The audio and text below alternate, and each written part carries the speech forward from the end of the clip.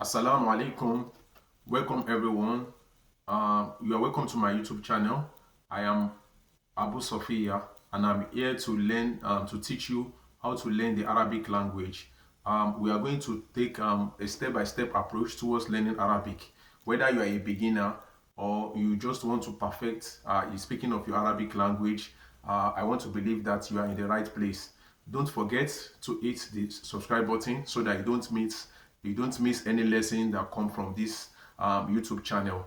Firstly, we are going to start with the first seven letters of the Arabic language. This is very, very important. The first thing that we are going to be looking at is Tahdidul Huruf.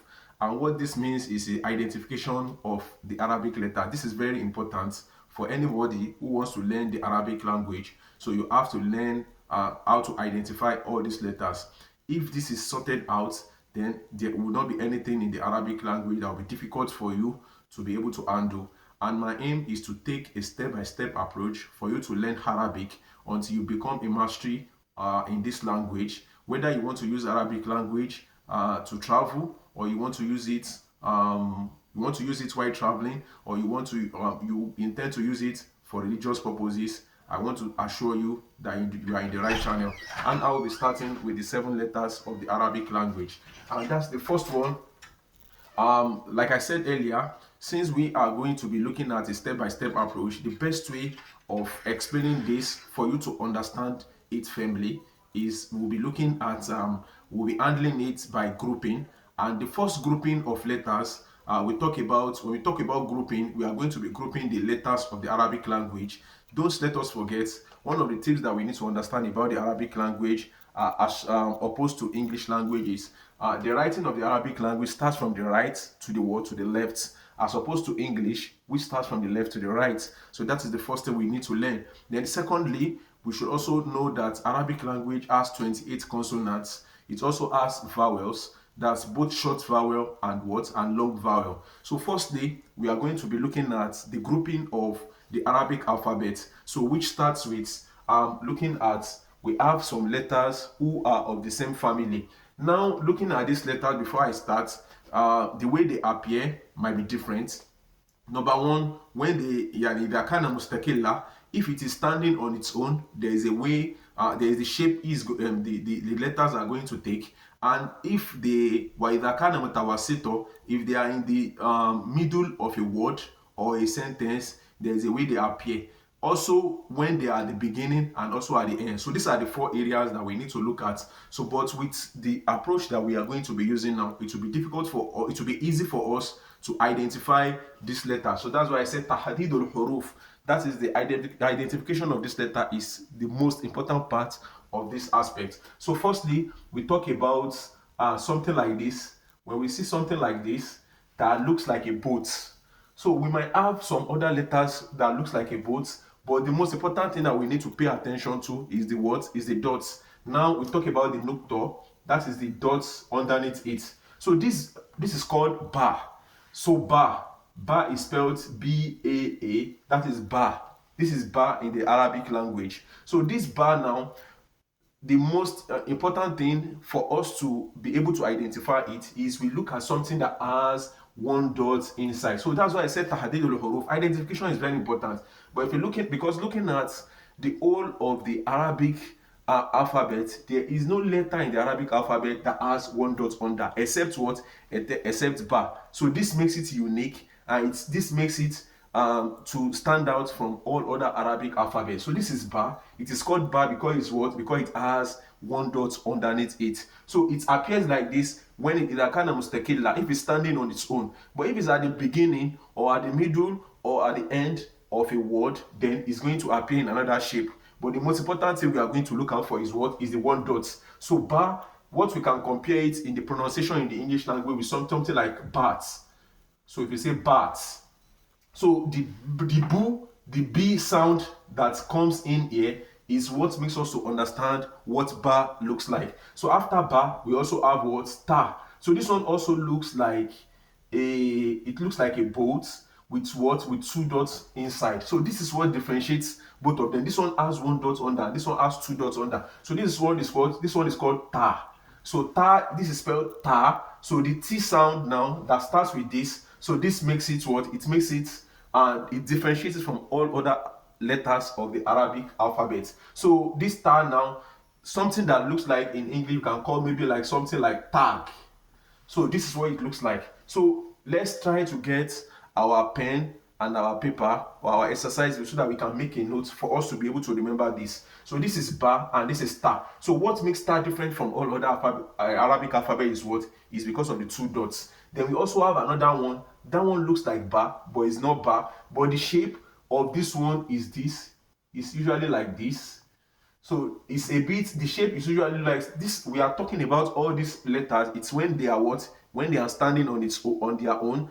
It is not when they are in between a word or a sentence. So this one now with this now, it now has one dot inside. If you look at the shape now, the shape looks like this. It almost forms a cycle, and it was what? It almost forms a circle. Then it now has one dot inside. So this is called noon.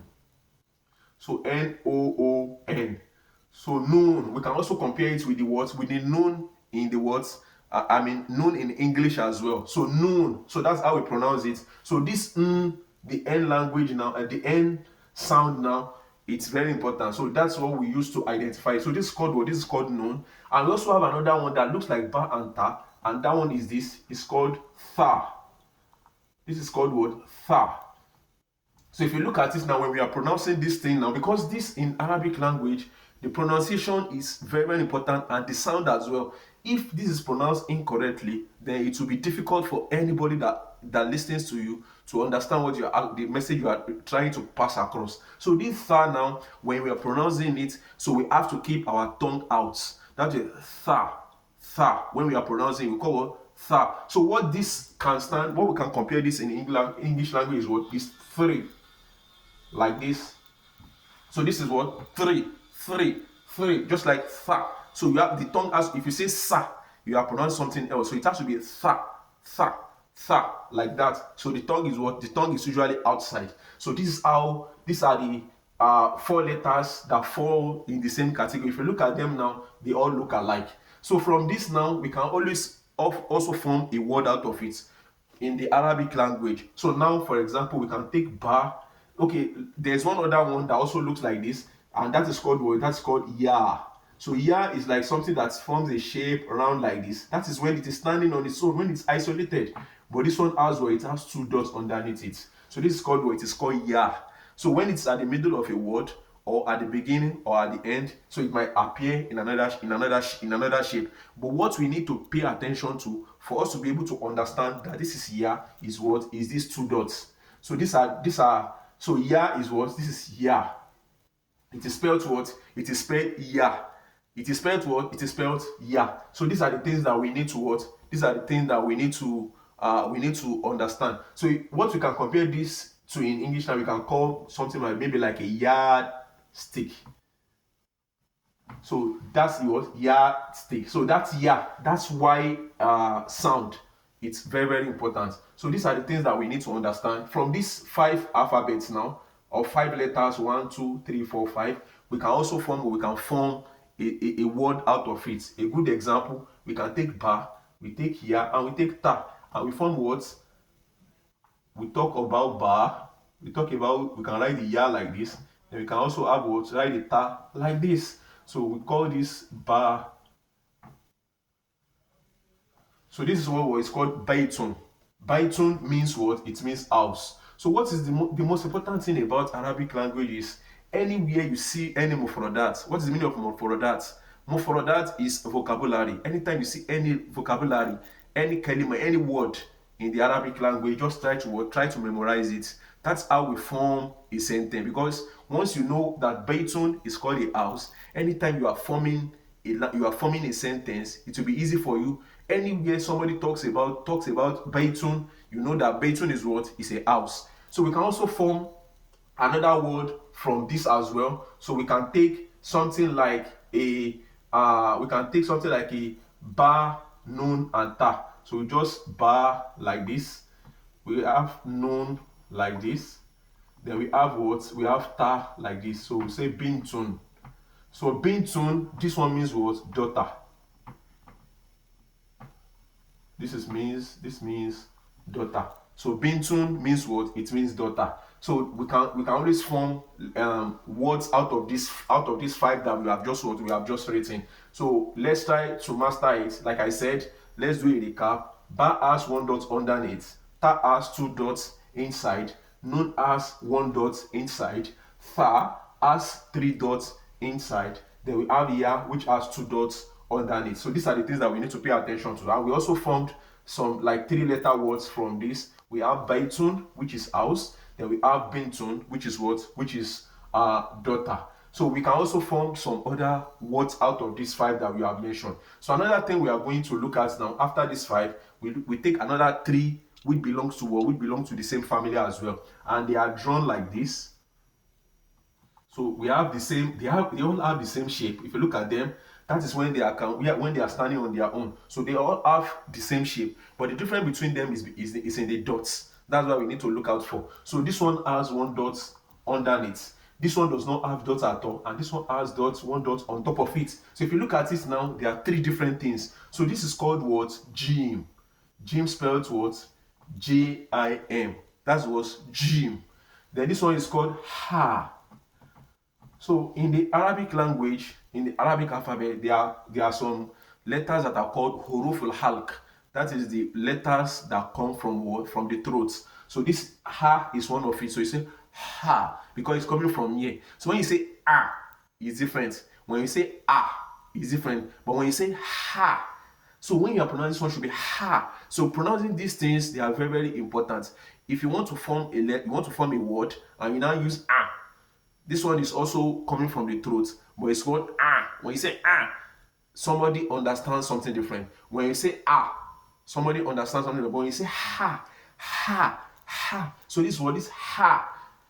Then this one is what? This one is ha. K-H-A. So we have ha. So these are 3-letter words that we can also understand. So the difference is what?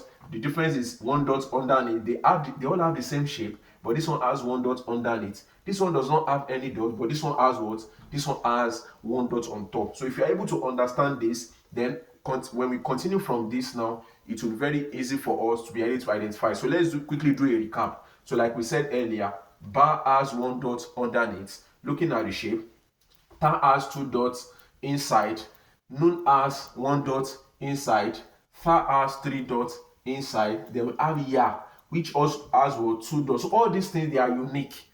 Ba is unique in its way, that in such a way that there is no other letter in the Arabic alphabet that has one dot on that except what? Except ba.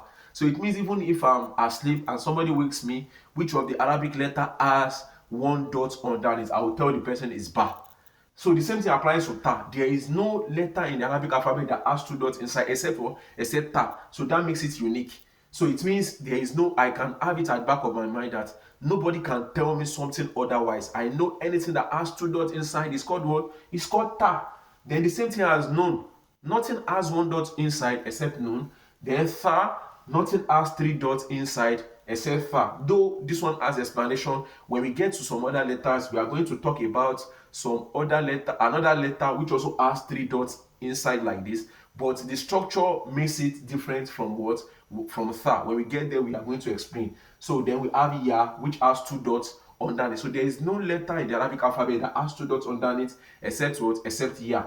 Then we also have what? So we can form 3 letters from it, like baitun, bintun. This one means house. Then this one means what? It means daughter. Then we also have some other ones like this. We are just going to introduce this, and then in our next class we explain further about this. So these are very, very important. So I believe we have benefited from today's class, and don't let us forget to hit the subscribe button so that we do not miss out on subsequent classes. And I believe when we go in this approach, we are going to understand what it's all about, and for us to speak Arabic, so it will be very easy for us. La tansa anna lugat al-arabiyya lugatun sahala. Assalamu alaikum wa rahmatullahi wa barakatuhu. So the meaning is that don't forget that Arabic language